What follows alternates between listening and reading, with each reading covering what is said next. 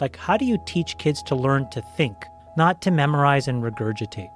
So we have to flip, I think, this education system. We have to try to figure out a different way to solve this problem, because, like, you can't set a children in this generation up, our kids, to go and have to compete with a computer.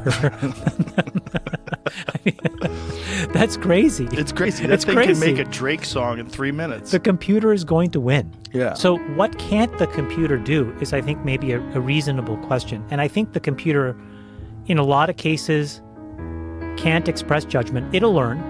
But today, it's not going to be able to the same way that humans can.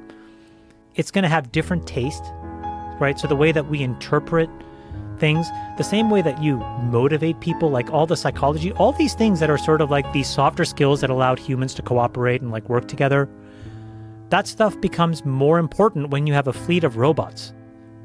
And so if you go all the way back to school, today, the school system is unfortunately in a kind of a pretty tough loop. Like, look, teachers, I think, are like going to become the most, the top 3 or 4 important people in society.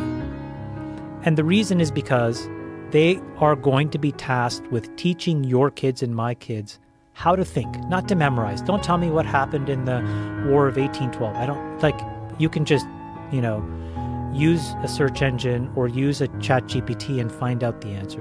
But why did it happen? What were the motivations? If it happens again, what would you do differently or the same?